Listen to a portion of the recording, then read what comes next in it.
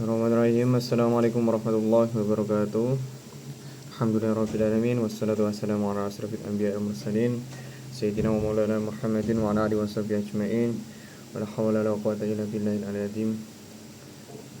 Rabbi shrah li sadri wa yassir li amri wa hlul 'uqdatam min lisani yafqahu qawli. Amma ba'd. Alhamdulillahirrabbilalamin. Pada malam hari ini saya bisa melaksanakan tugas ujian akhir semester mata kuliah Ulumul Quran dengan keadaan sehat walafiat. Alhamdulillahirabbil alamin. Salawat serta salam tak lupa saya curahkan kepada junjungan Nabi Agung Nabi Muhammad sallallahu alaihi wasallam, yang mana pada malam hari ini saya bisa mengucapkan dengan baik. Oke, perkenalkan terlebih dahulu, saya Muhammad Izhar Ramadhani dari IAT 2B. Di sini saya akan memberikan sedikit ilmu terkait dengan am dan khos yang ada di dalam Al-Qur'an. Nah, di sini sebetulnya langsung saja sih ya, terkait apa sih am dan khos itu. Am dan khos itu adalah dua perkataan yang berbeda. Ya, yang pertama adalah am. Am sendiri itu memiliki arti yaitu umum, yang mana di dalam Al-Quran sendiri itu ada ayat yang bersifat umum dan khusus. Nah, untuk di bagian ini, kata am ini ditujukan kepada ayat Al-Quran yang bersifat umum. Nah, ini saya mengambil di dalam salah satu kitab Ulumul Quran, yaitu di dalam kitab Al-Itqan karya dari Imam Jalaluddin As-Suyuti, yang di dalam kitabnya itu menjelaskan terkait dengan am dan khos. Nah, untuk am sendiri itu kalau di dalam Al-Itqan itu adalah ungkapan yang menunjukkan makna umum dengan meliputi semua yang termasuk dalamnya tanpa pengecualian. Nah, jadi sifatnya lebar sekali umum. Nah, tapi di dalam kitab itu dijelaskan bahwasanya am sendiri itu terdiri dari 3 kategori utama. Ini am yang tetap dalam keumumannya, terus am yang dimaksud adalah khusus, dan am yang telah dikhususkan. Nah, yang pertama-tama itu maksudnya apa sih am yang tetap dalam keumumannya? Am yang tetap dalam keumumannya itu maksudnya adalah lafadz am yang maknanya tetap bersifat umum tanpa adanya dalil yang mengkhususkannya. Jadi secara kita melihat arti, secara kita melihat makna, secara kita melihat tafsiran, itu bisa dilihat kalau artinya itu mengandung kata umum, seperti pada surat Hud ayat 6.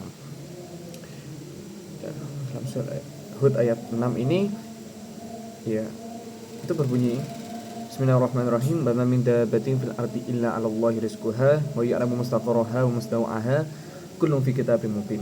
Nah, itu kan memiliki arti yang mana itu semua makhluk itu yang melata di bumi itu telah dijamin rezekinya oleh Allah Subhanahu wa taala. Nah, itu bersifat umum. Jadi rezeki yang dimaksudkan daripada Allah Subhanahu wa taala itu menyeluruh kepada makhluk yang ada di bumi. Bukan makhluk semata-mata itu dikhususkan kepada manusia saja, tapi ini menyeluruh kepada makhluk yang ada di bumi. Nah, kita paham ya, ini terkait sedikit kita paham. Terus yang kedua adalah am yang dimaksudkan khusus ya. Nah, itu ada dalam surat Ali Imran ayat 97 yang berbunyi fihi ayatun bayyinatun maqamu Ibrahim wa man dakhalahu kana amina walillahi 'alan nasi yajul baiti man istata'a ilaihi sabila. Nah, di dalam hal itu dijelaskan bahwa manusia itu wajib melaksanakan ibadah haji ke Baitullah. Nah, haji di Baitullah ini dimasukkan pada orang-orang yang mampu saja, maka ini dimasuk dalam kategori am yang dimasukkan khususnya. Khususnya itu yang mana? Khususnya adalah orang-orang yang mampu.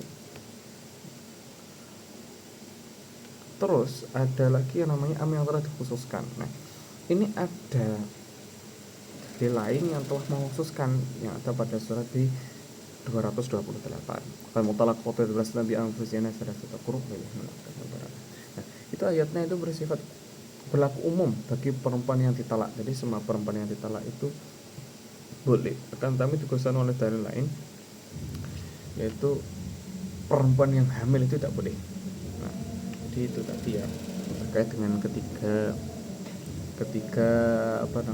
pengertian dengan kategori am ya.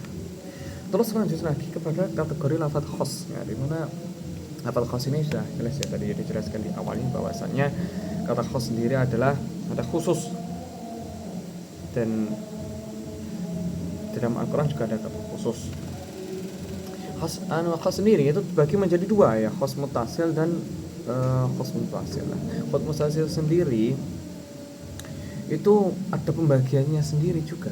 Nah, itu ada di khos melalui istisna, pengecualian, terus khos melalui sifat, khos melalui syarat, dan khos melalui ghoyah dan melalui badal batu. Nah, itu adalah yang mutasil. Nah, dan yang istisna itu seperti apa? Itu adalah pengecualian. Jadi ketika ada ayat yang menandakan terkait dengan pengecualian, itu dimaksud dengan khos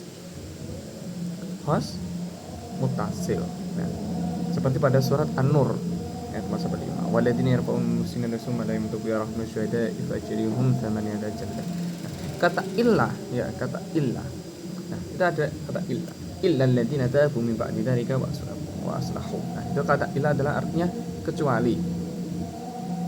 Menunjukkan artinya pengajuan negara hukum tersebutnya sebelumnya. Nah, terus yang kedua adalah melalui sifatnya. Kalau ada sifat, kata sifat yang membatasi,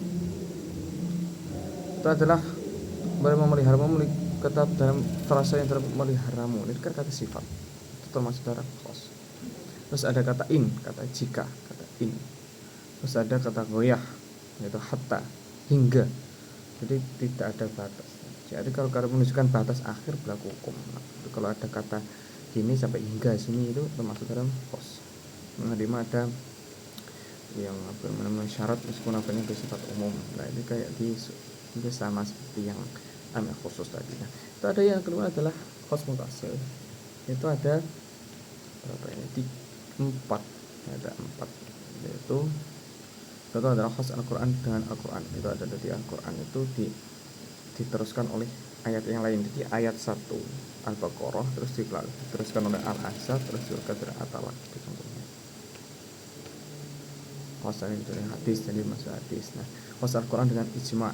Jadi kalau terdapat lafaz umum yang ijma', belum dijelaskan oleh mengarahkan makna umum dari seperti bermain pada melaksanakan salat Jumat. Nah, kewajiban ini dikhususkan hanya pada laki-laki saja. Tuh. Nah, itu cara mengetahuinya kan sudah jelas ya, cara mengetahui bagaimana ambaknos itu dijelaskan itu ada ya. Itu caranya ya seperti itu tadi, ada ciri-cirinya, ada persyaratan juga gitu. Nah, ya mungkin itu aja yang bisa saya sampaikan di sini. Ada kurang lebihnya saya mohon maaf, ini pastinya ada banyak sekali kekurangan terkait presentasi ini. Nah, mungkin yang dapat saya sampaikan nantinya bisa bermanfaat. Saya akhiri, wabillahi taufiq wal hidayah. Wassalamualaikum warahmatullahi wabarakatuh.